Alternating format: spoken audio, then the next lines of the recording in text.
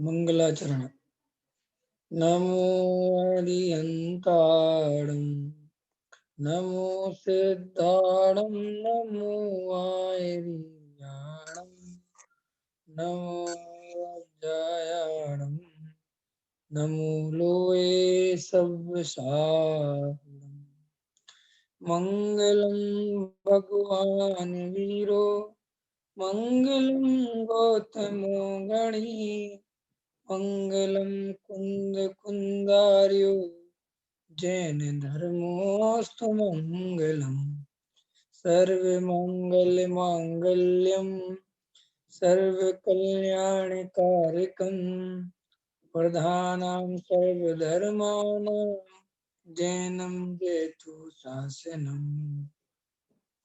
आत्मज्ञान ही ज्ञान है, शेष सभी अज्ञान, विश्व शांति का मूल है, वीतराग विज्ञान।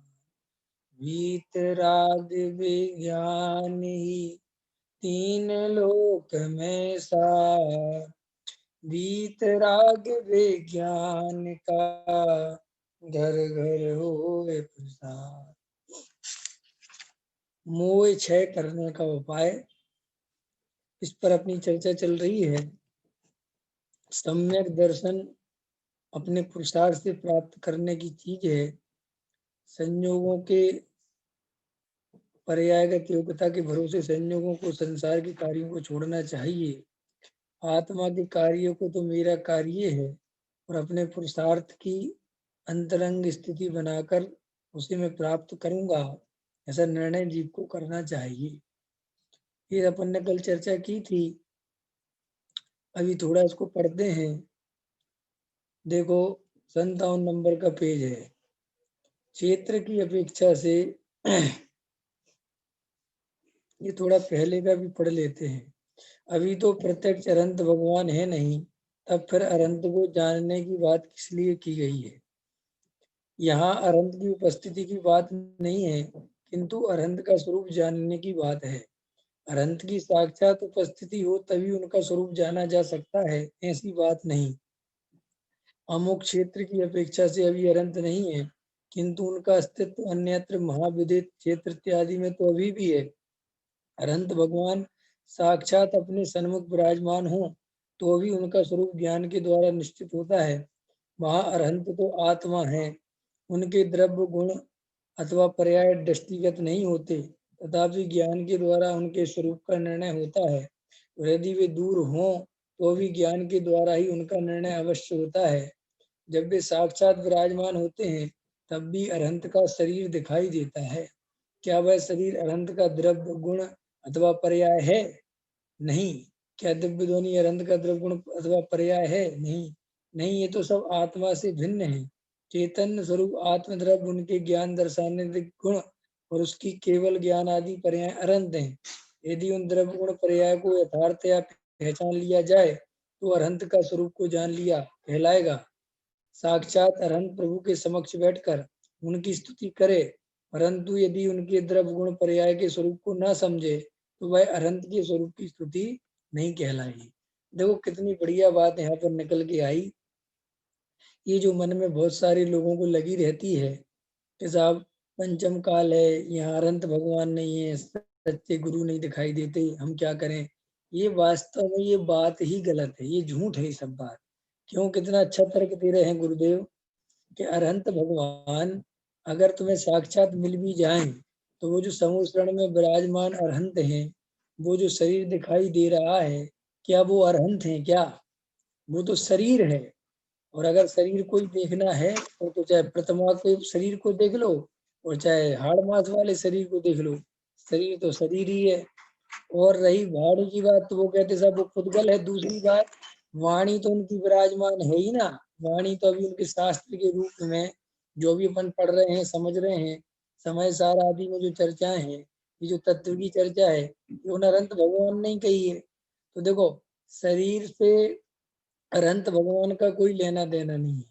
और उनकी दिव्य ध्वनि जो कृति है जिसमें आत्मा की चर्चा आती है, छह द्रव्य सात तत्वों का स्वरूप आता है, वो तो हमारे लिए मिला ही हुआ है, जिनवाणी मिली हुई है, इसलिए उनकी वाणी तो अपन के सामने है ही। और शरीर की बात है तो वो कोई मतलब का नहीं है, क्योंकि वो तो आंख बंद करके बैठे, शरीर दिखना है। और प्रतिमा जी को देख लो चाहे अरहंत को भी देख लो, वो तो एक ही समान है। तो वो कहते हैं गुरुदेव कि भाई तुम शरीर से अरहंत में क्या देखोगे, वहां शरीर से अरहंत को देखने में कुछ नहीं है। अरहंत भगवान का तो जो अंतरंग द्रव्य गुण पर्याय है, देखो कितनी बढ़िया चर्चा ले रहे हैं, बहुत गहरी चर्चा है।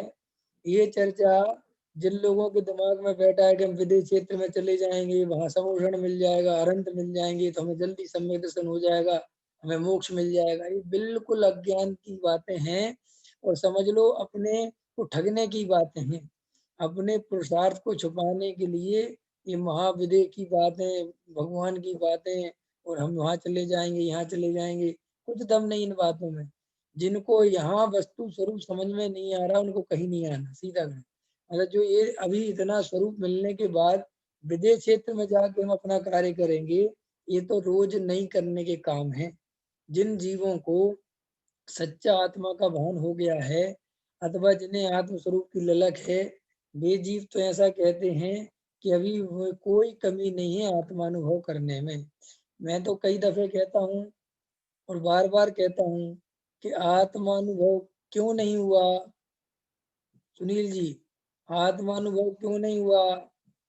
कि आत्मानुभव मैंने किया नहीं इसलिए नहीं हुआ। आत्मानुभव नहीं हुआ इसके लिए कोई पर द्रव्य जिम्मेदार है, कोई काल कारक जिम्मेदार है, कोई द्रव्य, कोई क्षेत्र, कोई भावना, कुछ नहीं। सिर्फ मैंने ही अनुभव करने की कोई प्लान नहीं किया, कोई पुरुषार्थ नहीं किया, कोई चेष्टा नहीं की, बाकी तो कोई बात है नहीं। इसलिए अंतरंग में अपना दोष दूसरों को नहीं देना, ये गलती कभी नहीं करना। अपना अपराध नहीं छुपाना, ये नहीं कहना साहब पर्याय के कारण पर्याय नहीं पकी हमारी, काल लब्धि नहीं आई, सर्वज्ञ ने नहीं देखा, ये तो सब झूठ, ये तो सब बातें अपने को ठगने के। और ये बातें वही बनाता है जिसकी काल लब्धि नहीं आई। जिसकी काल लब्धि आ जाती है, जिसकी योग्यता जग जाती है, वो कहता है मैंने नहीं किया अनुभव। अनुभव तो बिल्कुल 100% आने के लिए है ही, मैंने नहीं किया, वो इसलिए नहीं हुआ, कोई किसी कारण नहीं। देखो गुरुदेव कितना डंके की चोट पे कह रहे हैं कि यदि वे दूर भी हो तो भी ज्ञान के द्वारा ही उनका निर्णय होता है। जब वे साक्षात विराजमान होते हैं तब भी अरहंत का शरीर दिखाई देता है। क्या वह शरीर अरहंत का है? क्या वह शरीर अरहंत है? ये द्रव्य गुण पर्याय उनके हैं। क्या दिव्य ध्वनि अरहंत का द्रव्य गुण पर्याय है? नहीं, ये सब तो आत्मा से भिन्न है। चैतन्य स्वरूप आत्म द्रव्य, उसके ज्ञान दर्शन आदि गुण और उसकी केवल ज्ञान आदि पर्याय अरहंत हैं।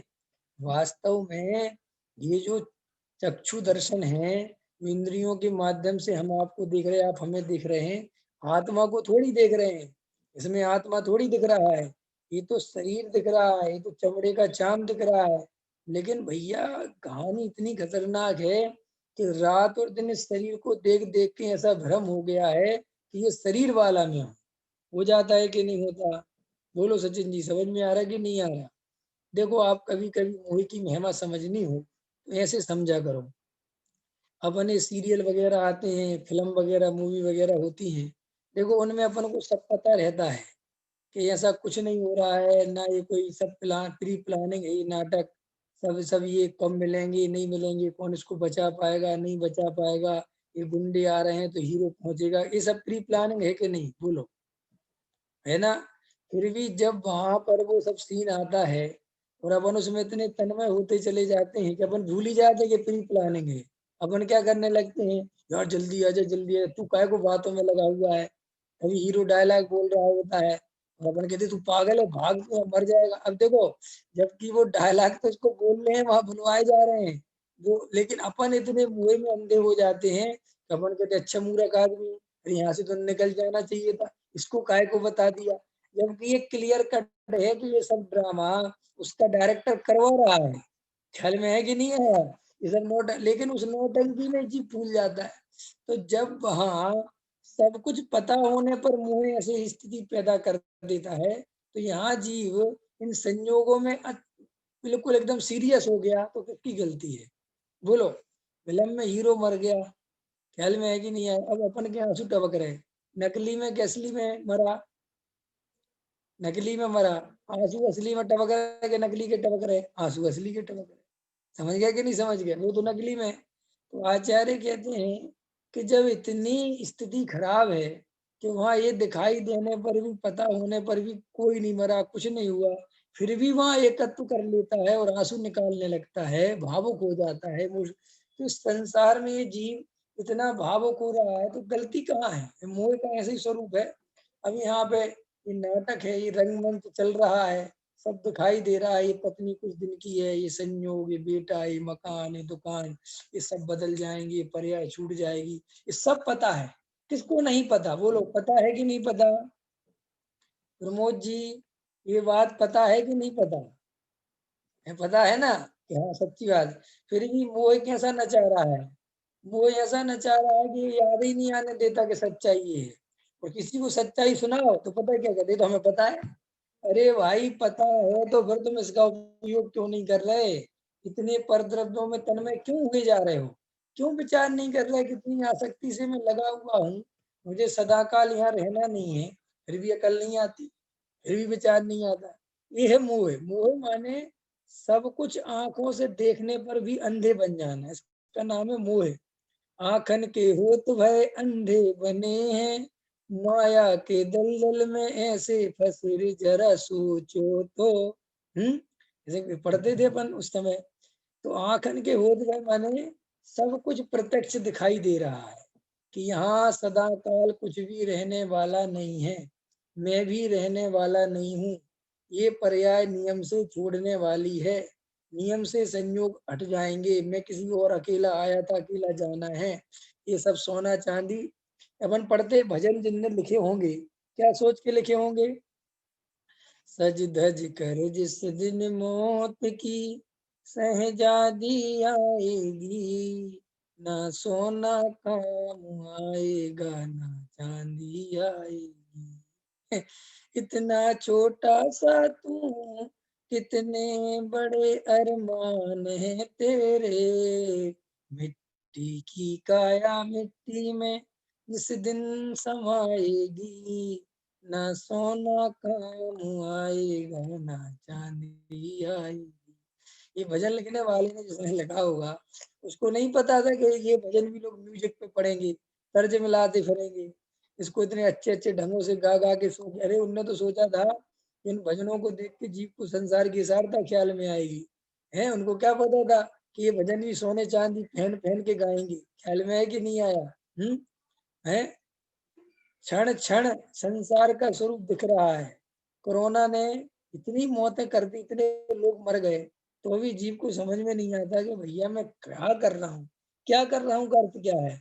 क्या कर रहा हूँ का अर्थ है कि तुम भेद ज्ञान नहीं कर रहे, ये अपराध है। क्या कर रहा हूँ का अर्थ नहीं कि तुम जंगल भग जाओ, मुनि बन जाओ, ये अर्थ नहीं है। तुम फिर भी वेद ज्ञान नहीं कर रहे, तुम्हें फिर भी संसार में सुख दिख रहा है, फिर भी पागलपन के दौरे पड़ रहे हैं, ये समझने की बात है। ख्याल में आया कि नहीं आया? है, बोलो। है, किसी को पत्नी का दुख है, फिर के साहब पत्नी का बहुत दुख है, बहुत दुख है, बहुत दुख है, बहुत दुख है, फिर पत्नी मर गई, फिर कहता दूसरी शादी फिर करा दो। उससे कहते जब तुम्हें इतना दुख है तो दूसरी क्यों कराती, क्या पता दूसरे में सुख हो जाए। ख्याल में कि नहीं आया? ऐसी जीव की कल्पना चल रही है, पर्याय समय निकल रहा है, कल्पना बढ़ती जा रही। अभी देखो, हमारे अंदर में हमें गहराई से विचार करना चाहिए। हमने इतना त्रिकाली ध्रुव समझा, इतनी आत्मा की बात सुनी, 10 साल से सुनी, 15 साल से सुनी, और अभी एक भी भय कम नहीं हुआ। तो इसका मतलब ये है कि आत्मा की बात हमें अभी समझ में नहीं है। हम कह रहे हैं हमें अजर अमर आत्म स्वरूपी, देह मरे पर मैं नहीं मरता, सबसे ज्यादा मरने का डर सता रहा है। और मैं अजर अमर तत्व हूँ, मेरा कुछ नहीं बिगड़ता। और अजर अमर तत्व का जरा सा ही भरोसा नहीं आया।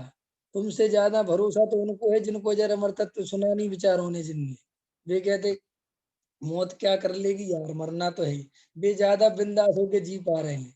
और अपन इतना तत्व ज्ञान पढ़ने के बाद, समझने के बाद, क्या बुद्धि जितनी बढ़ गई, चिंता उतनी बढ़ गई, है कि नहीं? और ज्यादा सुरक्षात्मक तरीका अपना लिया, और ज्यादा रक्षात्मक, और दिमाग लगाना, और बुद्धि लगाना, और सावधानी बरतना।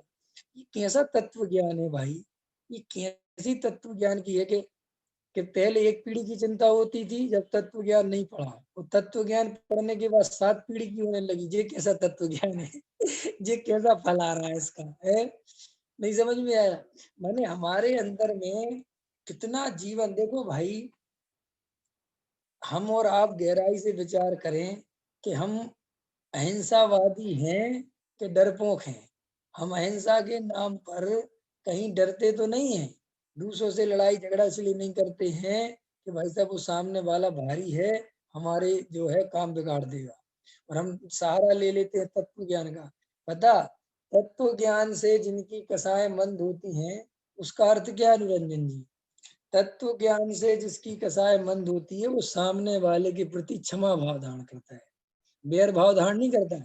और अगर वो बैर भाव धारण करता है और ये कहता है कि हम तो स्वाध्याय करते, हम क्यों लड़ेंगे, और अंदर बैर चल ही रहा है, अंदर में पूरा अंदर उसके प्रति कसाय है, तो ये तत्व ज्ञान नहीं है, ये तो डरते हो तुम उससे लड़ने से, तुम लड़ाई झगड़े से डरते हो और तत्व ज्ञान का सहारा लेते हो। ख्याल में है कि नहीं आया? तो ये जैन धर्म नहीं है। जैन धर्म तुम्हें पंगु नहीं बनाता, जैन धर्म इतना भय वाला नहीं बनाता, जैन धर्म ऐसा नहीं कहता। जैन धर्म ये कहता है कि अगर लड़ने की हिम्मत नहीं है तो ये स्वीकार करो कि लड़ने की हिम्मत नहीं है, उसको अहिंसा की चादर में ढांको। और अगर असली में माफ कर दिया है तो लड़ने की पूरी ताकत है, लेकिन लड़ना नहीं, अंदर में वास्तव में क्षमा भाव है, तो उसको स्वीकार करो।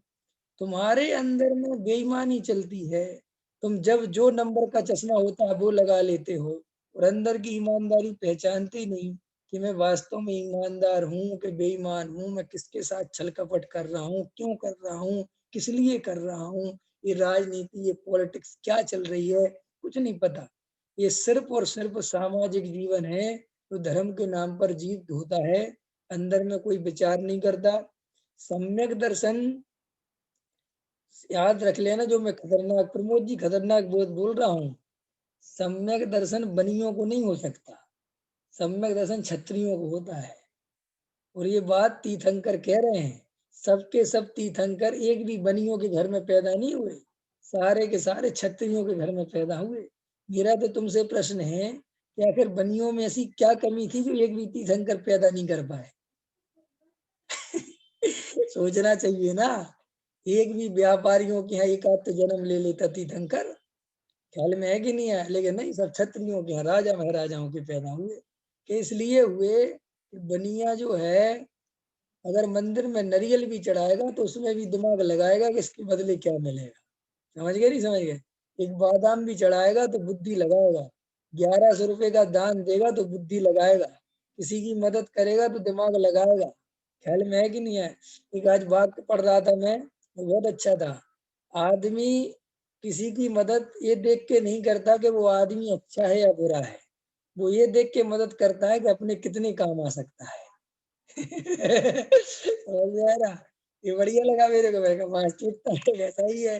हर आदमी पहले दिमाग लगाता है कि जैसे अपन को कोई पुलिस वाला टकरा गया, अब कोई बात यार ये काम आएगा भविष्य में, दे दो इसका काम कर दो। कोई गुंडा मवाली भी टकरा जाए, लोग कहते दे दो कभी इससे ही काम पड़ सकता है। तो आदमी अच्छा बुरा नहीं देखता, आदमी क्या देखता है कि कितने काम आएगा। ख्याल में है कि नहीं? माने बनिया अगर चाय पानी भी रिक्शे वाले को कराएगा 10 रुपए का, तो दिमाग लगाएगा कि इसके 10 रुपए वसूल कैसे करना है। तो श्री गुरु कहते हैं कि जिनकी ऐसी बुद्धि है उनके लिए सम्यक दर्शन नहीं हो सकता, क्योंकि सम्यक दर्शन में तो सब कुछ दांव पे लगाना पड़ता है। क्या कहा मैंने? प्रमोद जी कठिन है, सब कुछ दांव पे लगाना पड़ता है। सब कुछ दांव पे कैसे लगाना पड़ता है?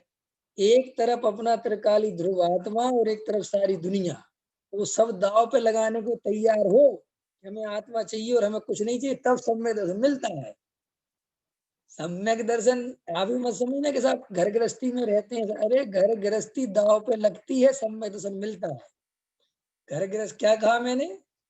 घर गृहस्थी दाव पे लगती है, संयोग दाव पे लगते ही हैं। लाखों वर्षों तक जीऊं या मृत्यु आज ही आ जावे। समझ गए ना? लक्ष्मी बढ़े नहीं बढ़े, संपदा घटे नहीं घटे, सब दाव पे लगाना पड़ता है। मैं तो चैतन्य हूँ। माने कोई ऐसा समझता हो कि सम्यक दर्शन में कुछ घर परिवार तो छोड़ना नहीं पड़ता, छोड़ना नहीं पड़ता। अंदर छोड़ना ही पड़ता है। क्या कहा मैंने? और लेकिन अपन शब्दों के खेल नहीं समझ पाए। उनने कहा घर बार छोड़े बिना सम्यक दर्शन नहीं होगा। समझना मेरी बात। हमने इसका अर्थ लगा लिया कि देह से छोड़ना है, जंगल में भगना है, ये अर्थ नहीं है। उसका अर्थ है कि दृष्टि में छोड़ना ही पड़ेगा। दृष्टि में छोड़े बिना त्रिकाल की दृष्टि नहीं बनेगी, ध्रुवात्मा अनुभव में नहीं आएगा। छोड़ने का अर्थ है, लेकिन ना वो छोड़ने का अर्थ समझे, ना छोड़ने का हम अर्थ समझे। बे छोड़ने का अर्थ समझे कि मुनि बन जाओ, जंगल भग जाओ, और हम छोड़ने का अर्थ ये समझे कि छोड़ना बोड़ना तो कुछ है ही नहीं। सम्यक दर्शन तो संजों के बीच में रह के हो जाता है, उसमें कुछ करना धरना थोड़ी। अरे नहीं समझ में आए? दोनों डूब गए कि नहीं डूब गए? सुनील जी ये बात समझ में आई कि नहीं आई? इंपॉर्टेंट बात बोली मैंने कि तुम छोड़ने का अर्थ नहीं समझे। तुमने छोड़ने का समझा, रहे बाहर में कुछ करना नहीं, संवेदन अंदर की चीज, अंदर की चीज है। और अंदर की चीज में लुटते रहे बाहर ही, अंदर कुछ किया भी है नहीं। बस कहने बाहर में कुछ नहीं होता, बाहर में कुछ नहीं। और उन लोगों को बाहर का ही समझ में आ गया, वो बाहर में लग गए। उनने बाहर में छोड़ छाड़ के बैठ गए, दौड़ लगा दी। उनने सोचा साहब, उनने कहा था कि धर्म तो बाहर जंगल में जाके होता है, मुनि बन के होता है, ब्रह्मचारी बन के होता है।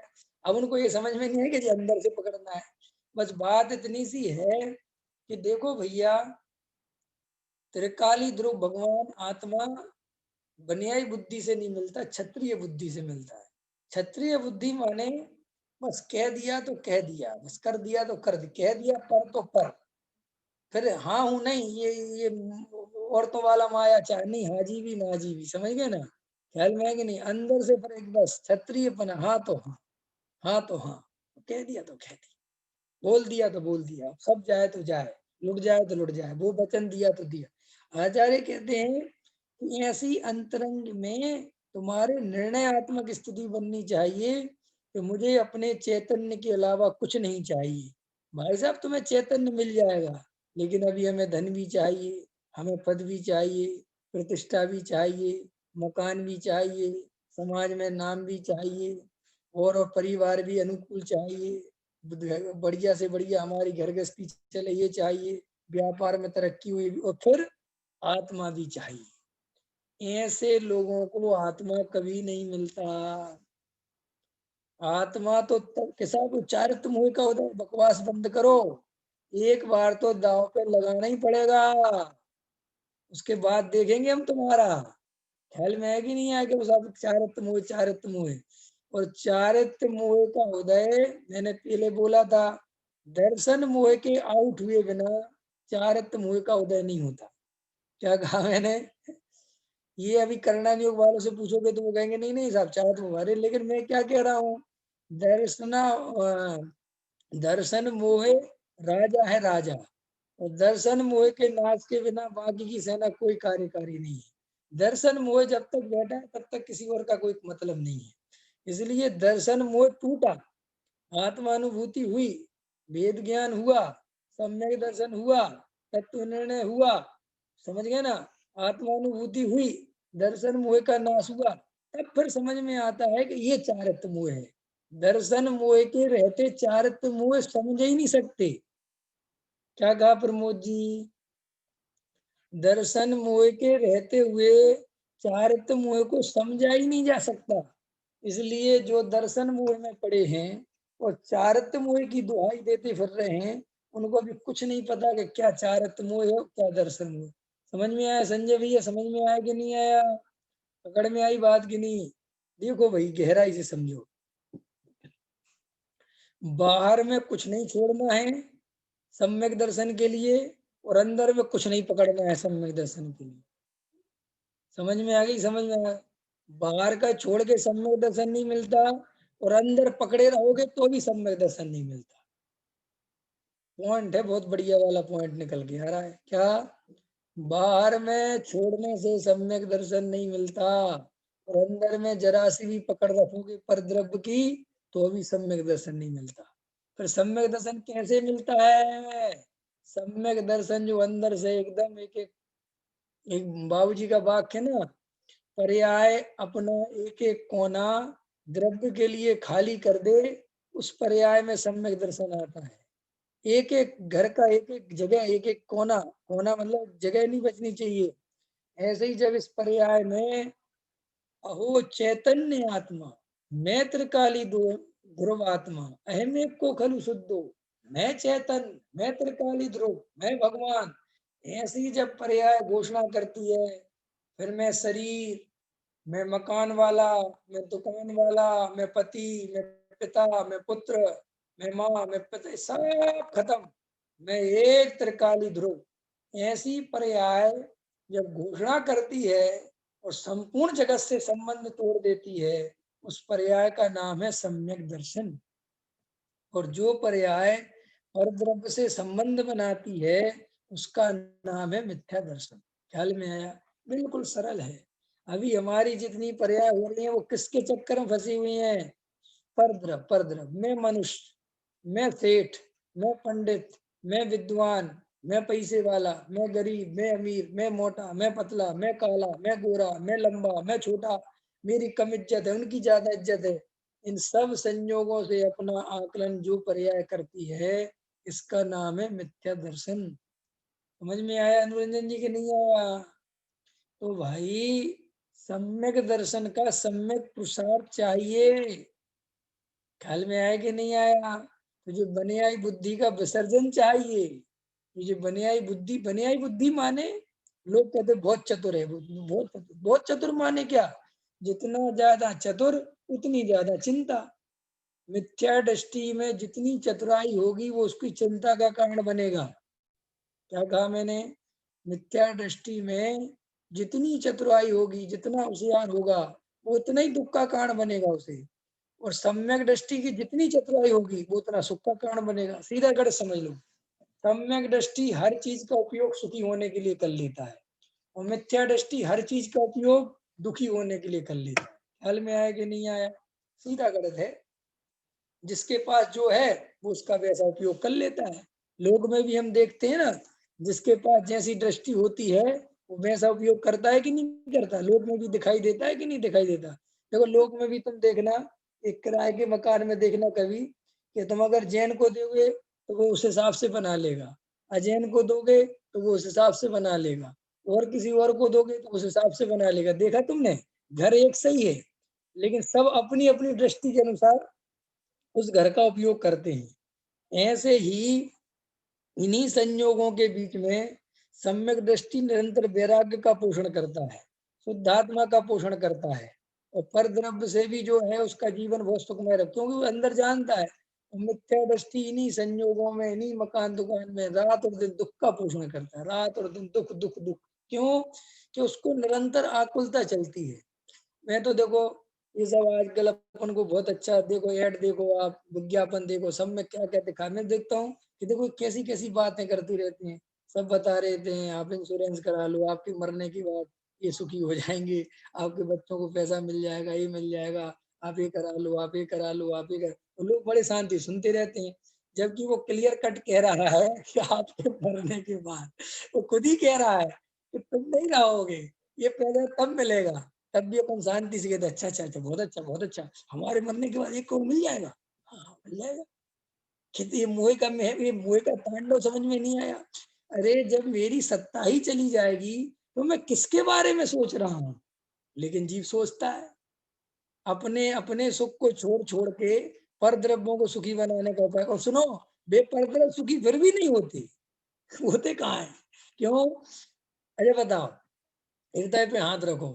अपने अपने बच्चों को तुम सुखी सम्यक दर्शन से बनाना चाहते हो, तो रुपए पैसे मकान दुकान से, बोलो कौन सी पूंजी जोड़ते हो? है बोलो, अपने अपने बेटों को करोड़ों रुपए देने का मन है, क्यों? तुम्हें ये बात अभी भी समझ में नहीं आई कि सम्यक दर्शन के बिना कोई जीव सुखी नहीं हो सकता। अरे अपने बच्चे के अंदर तुम्हें ये भाव होना ही, भले ही वो ले चाहे नहीं ले, तुम्हें तो अंदर अपने निर्णय होना चाहिए कि मेरे प्यारे बेटे बेटी, अगर बेटा तुमने सम्यक दर्शन नहीं लिया तो मैं दुनिया की कोई ताकत सुखी नहीं बना सकती। ये निर्णय तो हमें होना ही चाहिए। लेकिन हम उनको रुपए पैसे मकान दुकान की लालच देते हैं। बाप शिक्षा देता है, और बड़ा व्यापार कर, और बड़ा व्यापार कर। ये नहीं समझा पाते कि बेटे बड़े से बड़े व्यापार में कुछ नहीं मिलता, आकुलता कम नहीं होती। खूब हमने करके पूरा जीवन का सार है हमारे। लेकिन चूंकि ये सार तो वो बता पाओ जिसे त्रिकाली ध्रुव दिखाओ। जिसने त्रिकाली ध्रुव नहीं देखा, उसे संसार में सार नहीं दिखा। तो अभी कोई उपाय नहीं सूझता, तो कोई उपाय बताता है कि बेटे हमसे कोई गलती रही, तुम थोड़ा सुधार के करना, तुम सुखी हो जाओगे। तो इतनी सी तो बात है। हम थोड़ा सा समझ नहीं पाए, तुम बस वो गलती मत करना, बाकी सुखी हो जाओगे। ये संसार की शिक्षा देता है जीव मिथ्या दृष्टि। तो हम सब निर्णय करें कि भाई सम्यक दर्शन सुखी होने का सच्चा उपाय है। और सम्यक दर्शन क्या है? कि मैं शरीर नहीं हूँ, मैं ज्ञान स्वभावी आत्मा हूँ, मैं रागादि विकारी भाव वाला नहीं हूँ। ये जो जाननहार जानने वाला है, ये मैं हूँ, ये मेरी सत्ता है, यही मेरी वस्तु है, सदा काल यही रहने वाला है। ये पर्याय सब चेंजेबल हैं, इनमें मेरी कोई सत्ता नहीं है, ये देह वाला मैं नहीं हूँ। पर ये निर्णय करना है, और ये निर्णय करने वाला जीव सम्यक दृष्टि बनता है। तो सम्यक दृष्टि जीव संसार में फिर कहीं पर भी दुखी नहीं होता। ख्याल में आया कि नहीं आया? तो हमें निर्णय होना ही चाहिए, अंदर में पकड़ होनी चाहिए। देखो भैया, ये जो भय चल रहे हैं ना अंदर, भय भय क्यों चल रहे हैं? पर्याय का इतना भय क्यों चल रहा? अकस्मात भय क्यों चल रहा? बीमारियों के भय चल रहा है, वियोग के भय चल रहा है, संयोग के भय चल रहे हैं, कितने कितने भय जीव को अंदर चल रहे हैं। ये सब भय निष्फल है। क्यों? क्योंकि अपने सोचने से वस्तुओं का परिणमन नहीं होता। उदय प्रमाण, योग्यता प्रमाण जगत परिणमन करता है। जीव चाहकर भी एक पुद्गल परमाणु को अपने अनुसार परिणमन नहीं करा सकते हम। फिर भी हम सारी चेष्टा इस जगत के परिणमन को अपने अनुसार कराने में लगी रहती है, और अपने ध्रुव को विसारते हैं। देखो भाई, ध्रुव अनुभव में आए बिना नहीं रहेगा। जो जीव ध्रुव की शरण में जाएगा, और जो जीव पुद्गल की शरण में जाएगा, संयोगों की शरण में जाएगा, और चैतन्य के अनुभव की सोचेगा, उसे चैतन्य का अनुभव नहीं होगा, उसे संसार के ही संयोगों के ही अनुभव होंगे। ख्याल में आया? तो ये देखो गुरुदेव कितनी बड़ी बात लेते हैं कि भाई अरिहंत का भी शरीर ही दिखाई देता है, इसीलिए अरिहंत भगवान नहीं है यहाँ। ये सोचना ही व्यर्थ है, ये बात करना फिजूल है। क्योंकि अरहंत भगवान जैसे विधेय क्षेत्र में समोषण में विराजमान है, वहां पर भी उन जीवों को शरीर ही दिख रहा है, कोई अरहंत भगवान का आत्मा नहीं दिख रहा है। और तुम्हें यहाँ पर भी अरहंत भगवान का शरीर ही मूर्ति के रूप में दिख रहा है। इसलिए तुम ये निमित्त की बात तो बंद करो। अब दूसरी बात सुनो। जो अरहंत भगवान ने महासमोसरण में दिव्य ध्वनि में शुद्धात्मा दर्शाया है, बताया जा रहा है, वो शुद्धात्मा कुंद कुंद देव समय सार में समझा गए। गुरुदेव उसको बार बार कह के चले गए, इसलिए दिव्य ध्वनि भी निरंतर खिल रही है। ये जो बोला जा रहा है, ये दिव्य ध्वनि तो है, और क्या है? क्यों? कि अभी अरहंत भगवान के पास भी हम होते, तो वे भी वस्तु स्वरूप ऐसे ही तो समझाते, करते क्या उसमें वो? ख्याल में है कि नहीं आया? और अब तुम चाहे तो उसको बहुत बहुमान से सुनो, और चाहे छोटे पंडित मान के सुनो, तो मैं उससे कुछ, ये तो तुम्हारा तुम्हारा सोचना है। और दूसरी बात, जितने बहुमान से सुनोगे उतनी गहरी बात समझ में बैठेगी, और हल्केपन से सुनोगे, बिना बहुमान के सुनोगे। आज वर्तमान में क्या हो रहा है? मुमुक्षुओं में तो ज्यादा हो रही है बात, गैर मुमुक्षुओं में तो महाराजों का बहुत बहुमान है।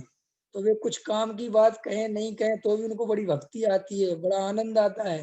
मुमुक्षुओं में तो घर घर पंडित हो गए, सब, किसी की कुछ इज्जत तो है नहीं।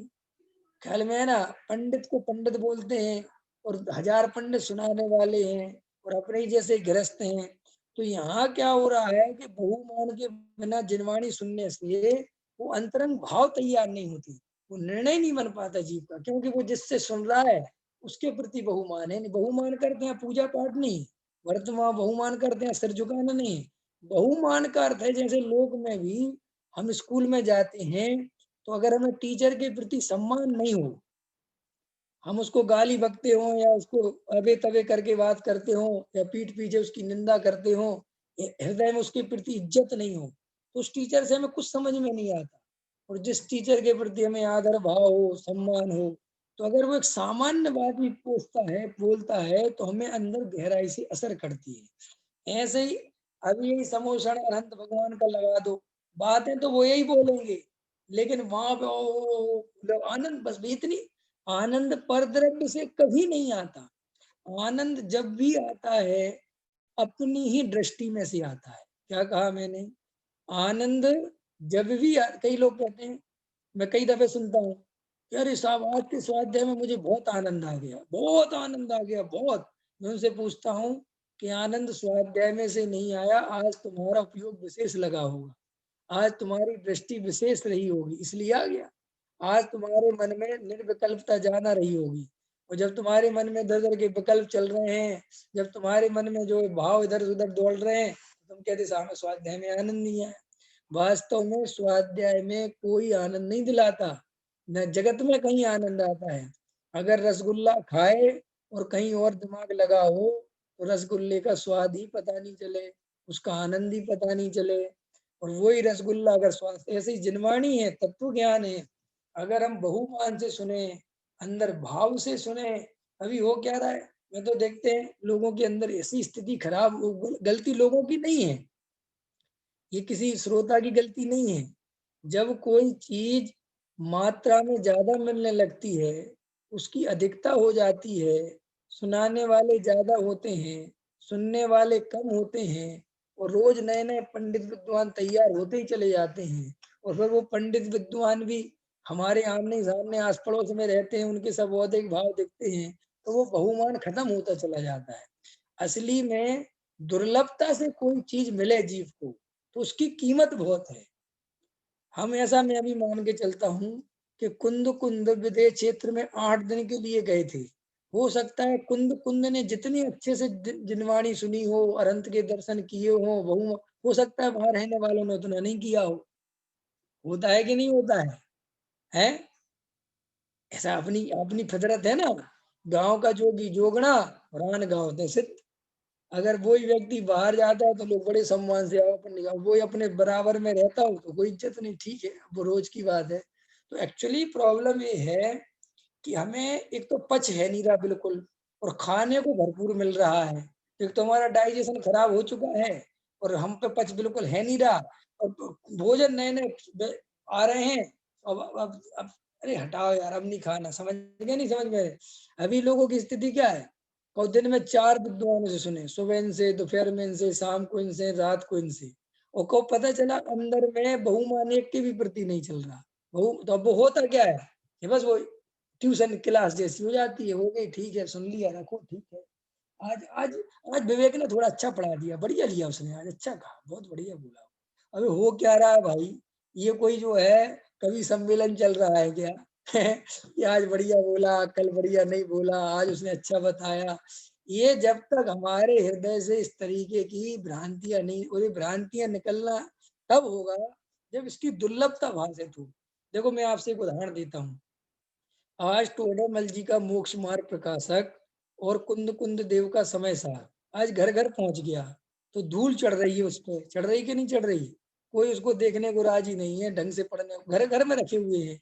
और अगर मैं तुमसे कहता हूँ, आज अगर हमें ऐसा समय होता कि पूरे भारत देश में 5-6 ही जो है वो होते मोक्ष मार्ग प्रकाशक, और 8-10 ही समय सार होते, और खाली तुम्हें दूर से देखने मिल रहा होता। लोग वहां जाते हैं ना, कहाँ पे वो बाहुबली, वहां वहां पे, तो वहां पे वो शास्त्र रखे हुए ना, ताड़पत्र रखे हुए हैं, तो लोग उनको ऐसे देखते हैं, "हाँ, अरे रे रे रे रे रे", ऐसे ऐसे दर्शन करते हैं। उन ताड़पत्रों में क्या लिखा है रे भैया, क्या लिखा है उन ताड़पत्रों में? यही समय सार की गाथा लिखी है जो तुम्हारे घर में लिख के रख दी है। लेकिन उन ताड़पत्रों को दूर से, क्योंकि अब वो मिलते नहीं ना, अब घर घर ताड़पत्र पहुंचा दिए जाए तो क्या होगा सुनील जी? यही ताड़पत्र कॉपी करके घर घर भेज दे, ले रखो अपने अपने घर में ताड़पत्र, तो कोई देखेगा भी नहीं उन ताड़पत्रों को। तो हमारी तो आदत ऐसी है कि कोई चीज दुर्लभता से मिले तो हमें उसकी कीमत आती है, और कोई चीज हमें सहजता से मिलने लग जाए तो हमें फिर कोई कीमत नहीं आती। ये मनुष्य की सबसे बड़ी भूल है। ये मनुष्य को इतनी बुरी आदत है कि चोट खाए, लाते घूसा खाए तब कीमत करता है। वो चीज सहजता से मिल जाए तो कोई कीमत, अभी अपन को ऑक्सीजन मिल रही है, कोई कीमत नहीं है। अब जब से कोरोना आया है, ऑक्सीजन बिकने लगी, तब समझ में आ रहा है जी ऑक्सीजन कौन सी बीमारी है भाई, ये कहाँ से लेके आए। अभी कोरोना में लोग वो सिलेंडर की बुकिंग कराते फिरते हैं, ये भैया एक एक सिलेंडर हमारे लिए बचा के रखना, हम मर जाएंगे। और अभी ये मुफ्त में ऑक्सीजन चल रही, कोई कीमत नहीं। अभी यही सब प्रवचन स्वाध्याय सब बंद हो जाए और सुनने नहीं मिले, ऐसी प्यास जगेगी ये भैया कोई दो बातें सुना दे, ये कोई दो तत्व की सुनाए। तो देखो, अगर तुम्हें भूख से ज्यादा भोजन मिलेगा तो भोजन वेस्टेज जाएगा, बिल्कुल वेस्ट करने लगोगे आप। वेस्ट भोजन का क्या करोगे, व्यर्थ हो जाएगा, क्योंकि आपको भूख है नहीं। और आज वर्तमान में यही हो रहा है, हर चीज जीव को ज्यादा मिल रही है। ऐसा उदय आया है पुण्य का, बड़े मकान, पहले 2 कमरों के मकान होते थे, जीवन उसमें कट जाता था। आज 8 कमरों के मकान है, रहने वाले 2 प्राणी हैं। पहले प्राणी 8 होते थे, कमरे 2 होते थे। अब आजकल कमरे 8 हैं, रहने वाले 2 हैं। पहले लोगों को बड़ी मुश्किल से दाल रोटी मिलती थी, बड़े प्रेम से खाते थे। आज लोगों को पता नहीं खाने के नाम पर क्या क्या मिलता है और क्लेश करके खाना पड़ता है। तो ये जीवन, ये जो हमारा उदय चल रहा है, ये कोई बहुत अच्छा उदय उदय नहीं है ये सब, मतलब उस तरफ से। क्यों कि हम इन उदयों में भेद ज्ञान नहीं कर रहे, दुरुपयोग कर रहे हैं, समझ नहीं पा रहे हैं कि भाई साहब आत्मा अनुभव नहीं किया तो कब करूंगा। ये समय जा रहा है, ये जीवन जा रहा है, ये अमूल अवसर अपन को मिला है। देखो, श्रीमद जी ने अमूल तत्व विचार लिखा, पढ़ो उस अमूल तत्व विचार को, समझ गए। संसार का बढ़ना रे नर देह की यह हार है, नहीं एक क्षण तुझको अरे इसका विवेक विचार है। लक्ष्मी बड़ी अधिकार भी पर बढ़ गया क्या बोलिए, परिवार और कुटुंब है क्या वृद्धि न पर तोलिए। तोलो, विचार करो किनके बढ़ने से मेरे में क्या बढ़ रहा है। अपन शांति से बैठे तो समझ में आए कि अरे इस आपाधापी में जीवन है ही नहीं, ये अकेले क्या क्या कर रहे हैं। 2 रोटी भी क्लेश में जा रही हैं, माया जोड़ी, समझ गए, माया जोड़ी माया जोड़ी माया जोड़ी, वो माया भी इतने क्लेश में हो रही कि जीव को शांति नहीं।